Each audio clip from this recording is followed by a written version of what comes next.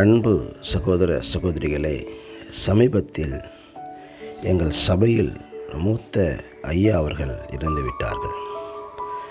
அவருடைய அடக்க ஆராதனைகள் கலந்து கொள்ளும்பொழுது அவரை குறித்த பல சுவையான சாட்சிகளை நாங்கள் கேள்விப்பட்டோம். உண்மையிலேயே அவருடைய சாட்சி அநேகருக்கு பிரயோஜனமாக இருந்தது. அவர் மிகுந்த நாட்களுக்கு பிறகு ஒரு சில வருடங்கள் தான் சபைக்கு சரியாக வந்தார். ஆனாலும் அதற்கு முன்னிருந்த வாழ்க்கையை காட்டிலும் அவர் சபைக்கு வந்த நாட்களில் ஒரு ஒழுக்கத்தை கடைபிடித்தார்.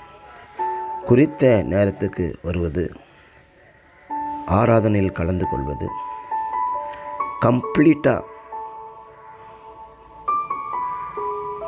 அவர் தன்னுடைய பாவ வாழ்க்கையை விட்டுவிட்டு கடவுளுக்காக கடவுளுடைய வழியில் நல்ல வாழ்க்கை வாழ்ந்தார். அவருடைய பெயர் இயேசு பாதம். இயேசு பாதம் உண்மையிலேயே கடைசி நாட்களிலே இயேசு பாதத்திலே தன்னுடைய வாழ்நாளை கழித்தார். அவர் மிகவும் அமைதியானவராக காணப்பட்டாலும் அவருக்கு அநேக காரியங்கள் தெரிந்திருந்தது. ஆனால் தனக்கு தெரியும் என்று யாருக்கும் தெரிவிக்காமலே வாழ்ந்து வந்தார்.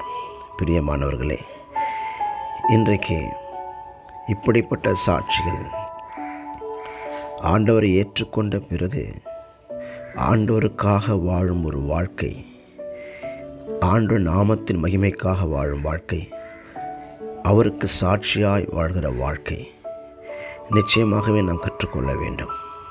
இன்று அநேகர் ரட்சிக்கப்பட்டு இத்தனை வருஷங்கள் ஆகிவிட்டது, நான் ஊழியத்திற்கு வந்து இத்தனை வருஷங்கள் ஆகிவிட்டது, என்னுடைய பரம்பரையான நாங்கள் கிறிஸ்தவர்கள் என்று சொல்லிக்கொள்பவர்கள் இன்னும் கோபத்தை அடக்காமலும், எரிச்சலை அடக்காமலும், மனக்கசப்பை அடக்காமலும், இன்னும் சொல்லப்போனால் தாங்கள் நீதிமான்கள் என்றும் மற்றவர்கள் எல்லாம் பாவிகள் என்றும் நியாயத்திருக்கிற அநேக சபை விசுவாசிகள் சபையில் இருந்து கொண்டு தான் இருக்கிறார்கள். அவர்கள் மத்தியிலும் கூட தன்னை தாழ்த்தி ஆண்டவரை ஏற்றுக்கொண்ட நாள் முதற்கொண்டு அவருக்கு சாட்சியாக வாழ்ந்த ஒரு தகப்பனுடைய முடிவு ஒரு சமாதானமாக இருந்ததை கண்கூடாக பார்க்க முடிந்தது.